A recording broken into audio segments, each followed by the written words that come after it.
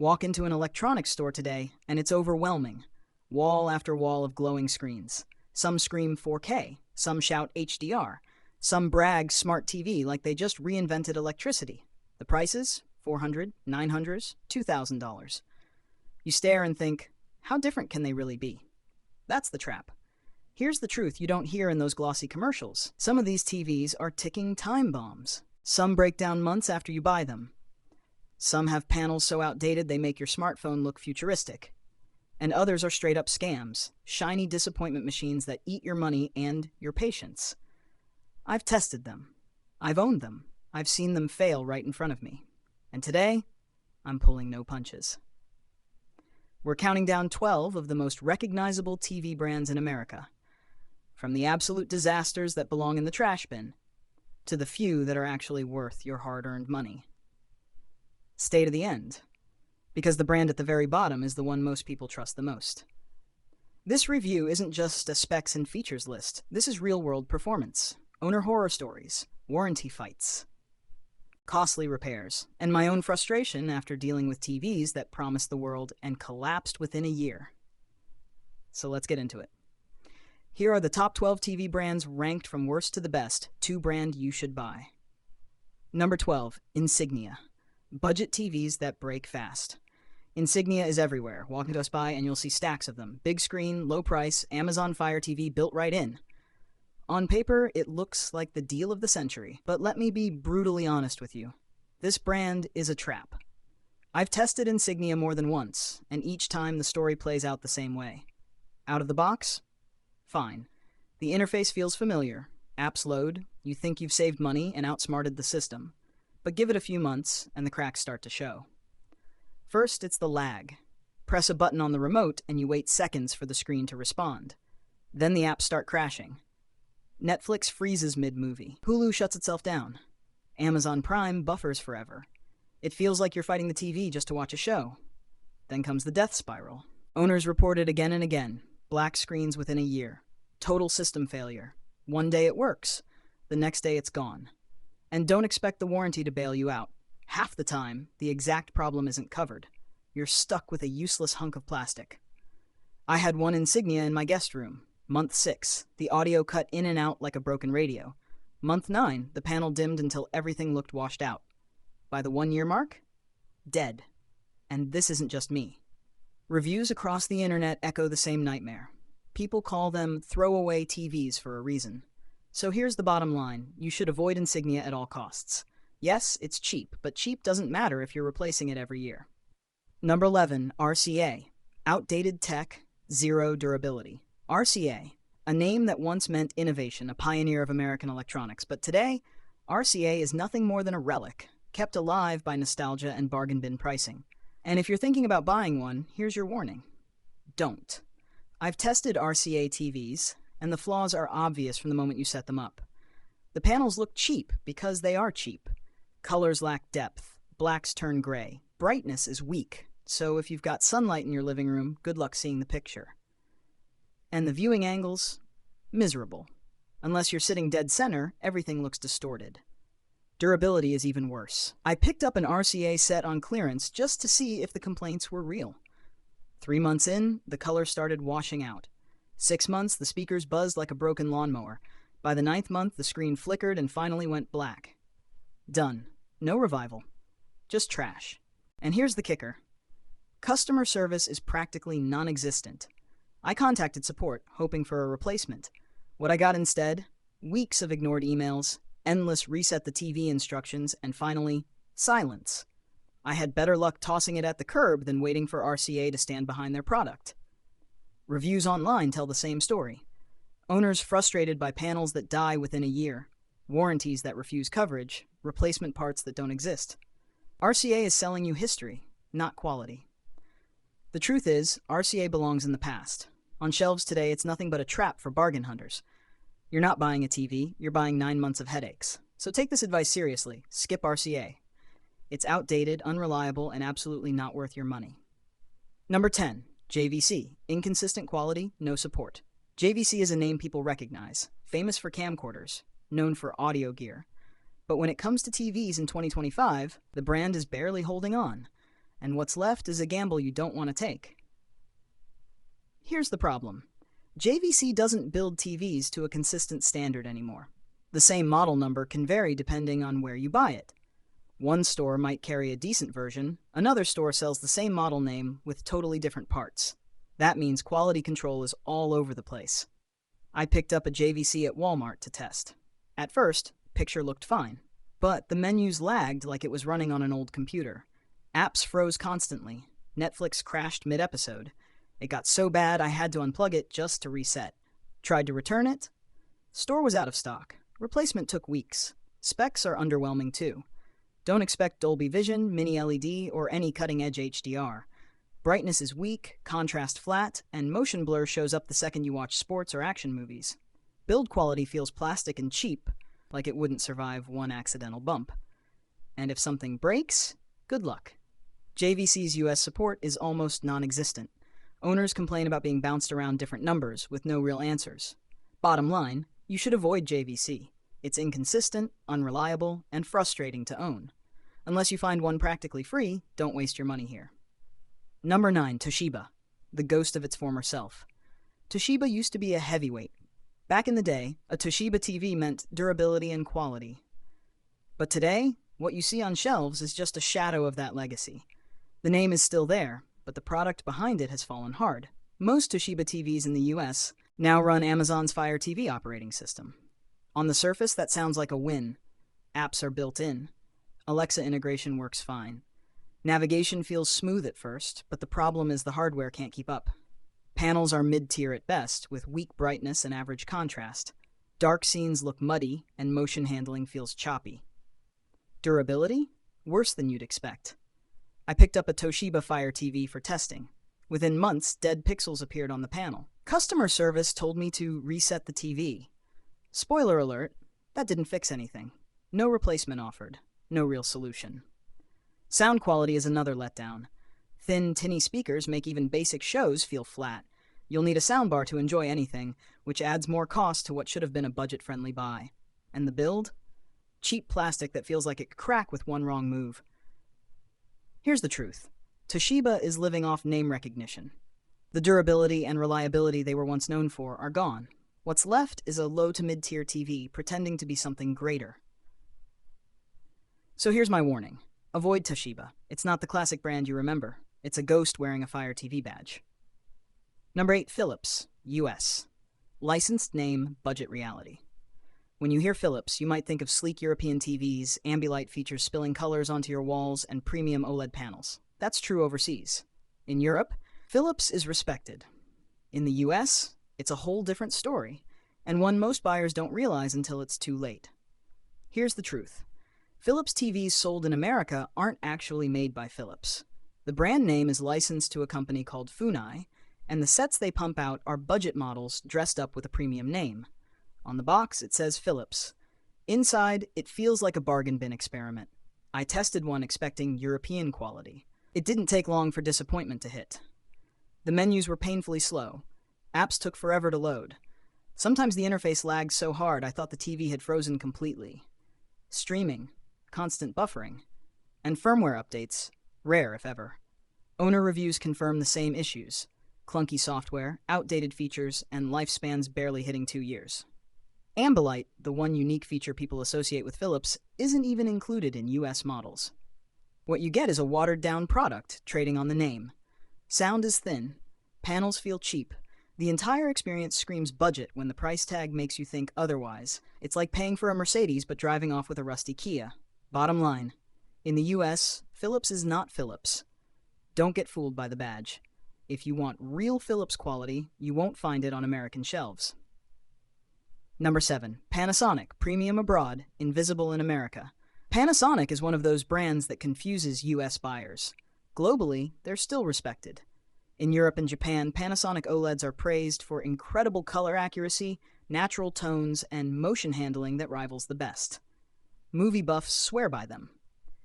But in the United States, Panasonic has practically vanished. Since around 2016, their TVs have been scarce on US shelves. You'll rarely find one in a major retailer, and if you do, be ready for sticker shock. Panasonic charges premium prices, even though their lineup here is stripped down compared to international models. I tested one by importing it. Picture quality? Fantastic. Deep blacks. Smooth motion. But the ecosystem was a mess. No HBO Max. No Hulu. App support felt like it was stuck 5 years behind. Updates were clunky, and half the streaming services Americans use every day were missing. Owners who import them face the same headaches: limited app stores, slow software, and no reliable US customer support. When problems hit, you're on your own. Even warranty coverage is practically non-existent in the States. So yes, Panasonic can make a gorgeous panel, but without strong US availability, proper support, or competitive features, it's like buying a Ferrari and then realizing you can't find the right fuel. Bottom line, Panasonic still builds quality TVs abroad, but in America, they're ghosts. Overpriced, hard to find, and missing too many essentials to be worth it. Number 6, Vizio. Budget hero turned buggy mess. For years, Vizio was the American budget hero. If you wanted solid picture quality at half the price of a Samsung or Sony, you went Vizio. They disrupted the market, made big screens affordable, and for a while, recommending them was easy. But that glory period is gone. I've tested multiple Vizios over the past few years, and the pattern is frustratingly consistent. At first, the picture impresses. Bright colors, good contrast, sometimes even near OLED performance on their higher-end models. But then the software drags the whole experience down. Vizio's SmartCast platform is one of the clunkiest interfaces I've ever used. Menus lag, apps freeze, streaming cuts out for no reason. Updates roll in, but instead of fixing problems, they sometimes make things worse, breaking features that worked fine the day before. Owners complain about the same thing. Every update feels like a gamble. Durability is another sore point. Panels that fail within a couple of years. Remotes that barely work after a few months. And when you contact customer support, expect long hold times and limited solutions. I picked up a 65-inch Vizio OLED to see if they'd improved. First month, I loved it. By month 3, apps stopped loading. By month 5, the remote lagged like it was underwater. By month 8, I gave up and replaced it with a Hisense. Bottom line, Vizio isn't what it used to be. It's no longer the unbeatable budget king. Today, TCL and Hisense give you more value without the endless headaches. Number 5. Hisense, underdog with durability issues. Hisense used to be the brand you ignored, the one sitting on the bottom shelf while you walked straight to Samsung or Sony. But over the last decade, Hisense has muscled its way into the conversation. On paper, they look like giant killers. ULED technology, mini LED backlighting, Dolby Vision support, and all at prices that seem too good to be true. And that's the catch, because sometimes they are. I tested the Hisense U8H, one of their most hyped models. The picture was stunning, bright, colorful, and sharp enough to make even budget buyers feel like they'd bought a premium set. Movies looked fantastic, gaming performance was solid. But the moment I listened to the speakers, the illusion cracked. Thin, hollow sound that made action scenes feel like they were echoing out of a cereal box. A soundbar wasn't optional. It was mandatory. Durability is the other big issue. Owners report cracked bezels, loose stands, and panels that don't hold up to years of use. Some complain about backlight problems within months. Others talk about HDMI ports failing out of nowhere. The build quality feels fragile compared to the heavy-duty feel of Sony or LG. Yes, Hisense punches above its weight in terms of visuals. But that's only half the story. The other half is you crossing your fingers and hoping your set doesn't quit early. Bottom line, Hisense can wow you with performance for the price. But if you care about long-term durability, think twice before you buy. Number 4. TCL, affordable but risky quality control. TCL is the underdog that flipped the TV market upside down. 10 years ago, hardly anyone in the US took them seriously. Today, they're everywhere. Their 6 series was a turning point. QLED panels, mini LED backlighting, and Dolby Vision support at prices that made Samsung and Sony sweat. Sounds perfect, right? Here's the problem. Quality control. I bought 2 identical TCL models in the same month. Mine? Gorgeous. Crisp colors, deep contrast, smooth Roku interface. My brother's? A disaster. Dead pixels out of the box, light bleed around the edges, and a stand that wobbled like a table with one leg missing. TCL replaced it eventually, but the hassle was real. And that's the story you'll hear again and again from owners. Some people get flawless sets and sing TCL's praises. Others get defective panels and endless headaches. It's a gamble every time you open the box. Now, to TCL's credit, when you land a good unit, the experience can be fantastic. Their integration with Roku and Google TV is miles better than Vizio's buggy SmartCast. Navigation is quick, app support is strong, and the visuals can rival far pricier models. But the inconsistency makes it hard to trust. Bottom line, TCL offers near-premium performance at bargain prices, but you're rolling the dice on quality control. If you don't mind the risk, you can score big.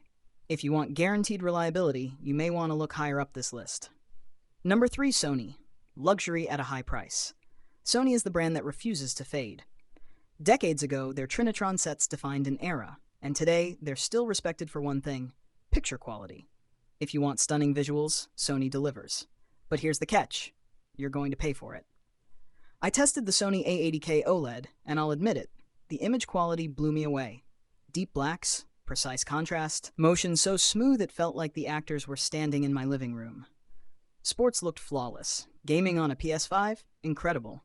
Sony's processing power is second to none, and that's why enthusiasts love them. But the problems start when you look at the rest of the package. First, the price tag.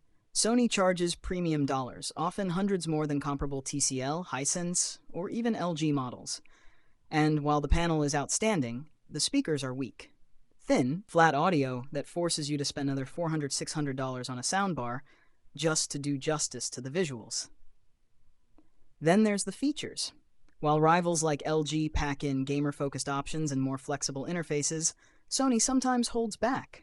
You're paying top dollar, but not always getting the full suite of extras you'd expect. To Sony's credit, build quality is excellent. Customer service is better than average. But the reality is simple. Sony is luxury. And luxury comes at a price. If you're a movie buff or a gamer with deep pockets, they're worth considering. But if you want value, Sony isn't built for you. Number 2, Samsung. Innovation with annoying bloat.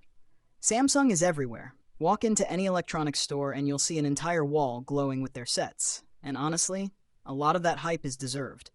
Samsung's Neo QLED technology delivers jaw-dropping brightness.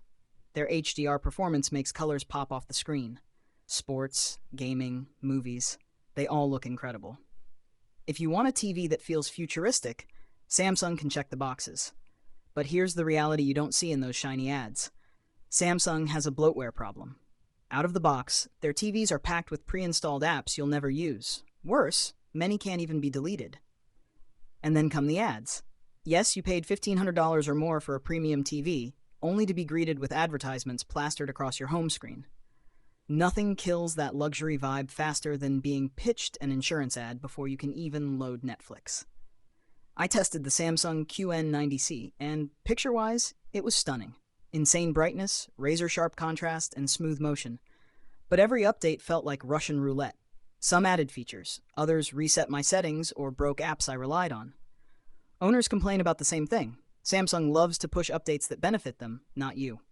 Add in the fact that Samsung charges premium prices, and suddenly the cracks show. Yes, the tech is impressive, but the experience can feel cluttered, controlled, and downright frustrating. Bottom line, Samsung is an innovation powerhouse, but their bloatware and ads make living with their TVs more annoying than it should be. Number 1. LG, OLED King, with burn-in risks.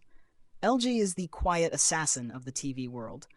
They don't flood you with ads like Samsung. They don't charge luxury markups like Sony. Instead, they focus on what matters most, picture quality. And in 2025, LG is still wearing the crown. Their OLED panels are in a league of their own. Unlike most TVs that rely on backlights, OLED pixels light up individually. That means true blacks, insane contrast, and colors so vivid you'll feel like you're staring out a window instead of at a screen. I upgraded to an LG C3 OLED after years on a Samsung QLED, and the difference was night and day. Dark scenes finally looked dark. No blooming, no washed-out grays. Just pure cinematic perfection. Gamers love LG too. HDMI 2.1 support, low latency modes, and 120Hz refresh rates make these TVs absolute beasts for next-gen consoles. The WebOS interface is smooth, intuitive, and refreshingly free of forced ads. It feels premium without being pushy. But here's the one flaw you can't ignore: burn-in. OLED panels can suffer permanent ghosting if you leave static images, like news tickers or sports scoreboards, on the screen for too long. LG has made huge improvements to reduce the risk, but it's still there. And if it happens, replacing an OLED panel is expensive. Even with that caveat, LG remains the best choice for pure picture quality. Bottom line, if you want the ultimate TV experience, LG OLED is king. Just handle it with care. So there you have it. From RCA fossils to LG OLED kings. Avoid Insignia at all costs. Skip RCA. Be careful with Vizio. And if you want the ultimate experience, LG OLED is still the throne holder. But now it's your turn. Do you agree with this ranking? Did I leave your nightmare brand off the list? Drop your thoughts in the comments. And don't forget, hit subscribe, tap that bell, and join thousands of smart shoppers who refuse to get ripped off by shiny showrooms.